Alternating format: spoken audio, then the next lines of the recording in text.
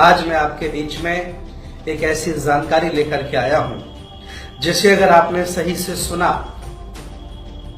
और उस पर मनन किया, चिंतन किया, तो मैं दावे के साथ कहता हूं आपको अपनी औकात पता चल जाएगी कि आज हम क्या हैं।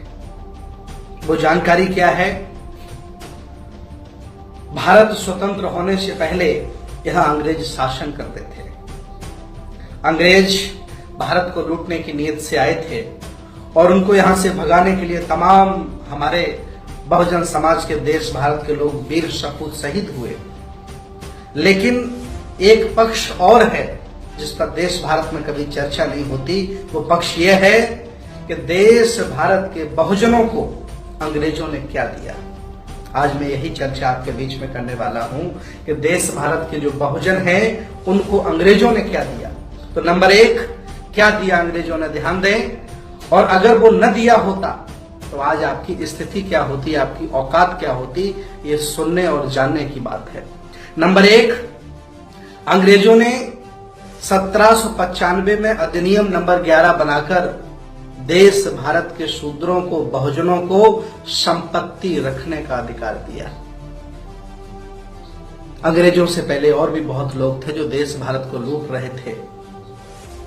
कभी भी इस देश भारत के मनवादी लोगों ने उनका विरोध नहीं किया, क्योंकि उनके ब्राह्मणवादी व्यवस्था को उन्होंने छेड़ा छाड़ा नहीं था। अंग्रेजों ने पहली बार छेड़ा तो अंग्रेजों के खिलाफ आंदोलन शुरू किया सब लोगों ने मिलकर के। पहला क्या, अंग्रेजों ने 1795 में अधिनियम नंबर 11 बनाकर शूद्रों को संपत्ति रखने का अधिकार दिया। नंबर 2, 1773 में ईस्ट इंडिया कंपनी ने रेगुलेटिंग एक्ट पास किया जिसमें न्याय व्यवस्था समानता पर आधारित थी। 16 मई 1975 को इसी कानून द्वारा बंगाल के एक सामंती ब्राह्मण नंद कुमार देव को फांसी हुई। इससे पहले ब्राह्मण अभेद था, कुछ भी करे उसको कोई सजा नहीं थी। लेकिन अंग्रेजों ने एक ऐसा कानून बनाया जिसमें न्याय समानता के आधार पर रखा। नंबर 2 हो गया। नंबर 3, 1804 में अधिनियम नंबर 3 बनाकर कन्या हत्या पर रोक लगाई।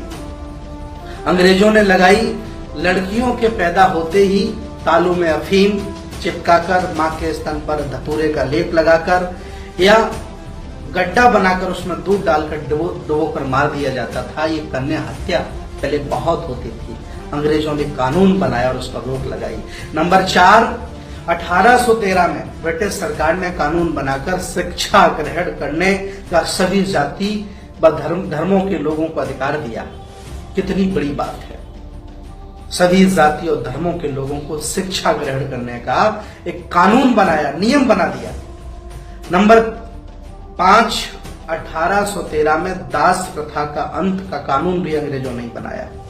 नंबर 6, 1817 में समान नागरिक संहिता कानून बनाया।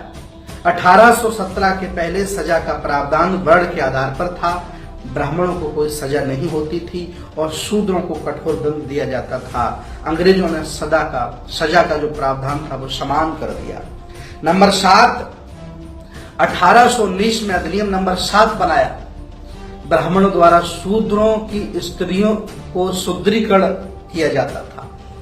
शुद्धिकरण कैसा था बताइए। आज अगर ऐसा हो तो क्या लोग सोचेंगे, क्या दुनिया हमारी रह जाएगी। वो शुद्धिकरण सुन लीजिए। शूद्रों की शादी होने पर दुल्हन को अपने यानी दूल्हे के घर में जाकर कम से कम 3 दिन 3 रात ब्राह्मणों के घर पर शारीरिक सेवा देनी पड़ती थी। इसका विरोध कर अंग्रेजों ने कानून बनाया कि ऐसा अब नहीं हो सकता है। विचार करिए कितनी बड़ी बात है। अगर आज ऐसा हो तो क्या दशा होगी देश के बहुजनों की। आगे देखें अंग्रेजों ने बहुजनों को क्या दिया। नंबर 8, 1830 में नरवली प्रथा पर रोक लगाई।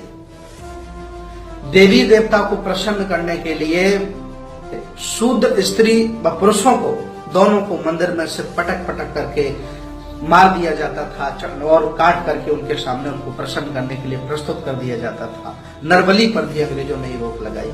नंबर 9, 1833 में अधिनियम 87 द्वारा सरकारी सेवा में भेदभाव रोक दिया, अर्थात योग्यता के आधार पर किसी भी भारतीय के जन्म स्थान, धर्म, जाति या रंग के आधार पर पद से वंचित नहीं रखा जा सकता। ये नियम अंग्रेजों ने बनाया। नियम नंबर 10, 1834 में पहला भारतीय विधि आयोग गठन हुआ।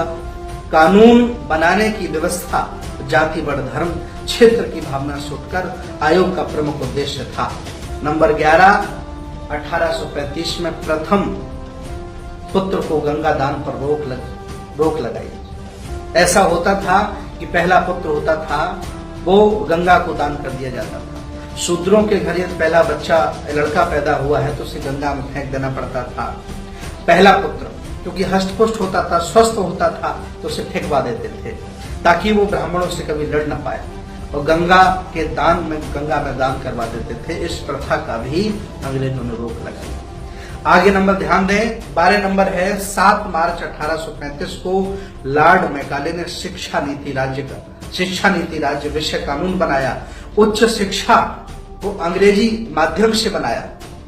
उच्च शिक्षा जितनी भी थी उसको अंग्रेजी माध्यम दिया और सबको समान शिक्षा दी। लेकिन अंग्रेजों के जाने के बाद मनवादी सरकार में आए, उन्होंने शिक्षा को, जो सरकारी शिक्षा थी, उसमें निजीकरण कर दिया तो बड़े लोग ही पढ़ सकते हैं, अच्छी एजुकेशन ले सकते हैं, गरीब आदमी के लिए नहीं है। तो ये अन्याय यहाँ के लोगों ने किया और अंग्रेजों ने किया, बहुजनों के लिए किया। और इसके बाद अंतिम एक बात, आज के वीडियो के लिए बस इतना है। अंतिम बात है, ध्यान दें, अंतिम बात है 1835 में कानून बना करके अंग्रेजों ने देश भारत के बहुजनों को कुर्सी पर बैठने का अधिकार दिया। विचार करो, अंग्रेजों के पहले हम कैसे होंगे, कैसे हमारे पुरखे रहते होंगे, क्या मेरी जिंदगी होगी, क्या मेरा सामाजिक, राजनीतिक, धार्मिक स्तर क्या होगा, ये आप लोग अच्छी तरह से जान सकते हैं। ये जानकारियां देश के बहुजनों को होनी चाहिए। ये जानकारियां देश के तमाम 85% लोगों को होनी चाहिए कि पहले हम क्या थे और आज हम क्या हैं, किसकी बदौलत हैं। जिन्होंने छोटा सा शासन किया वो इतना दे गए, और 70 साल से जो शासन कर रहे हैं वो हमसे क्या ले रहे हैं, क्या दे रहे हैं। ये चिंतन का विषय है। मैं अगले वीडियो में फिर आता हूं, तब तक के लिए नमो बुद्धाय, जय भीम, जय भारत, जय बहुजन।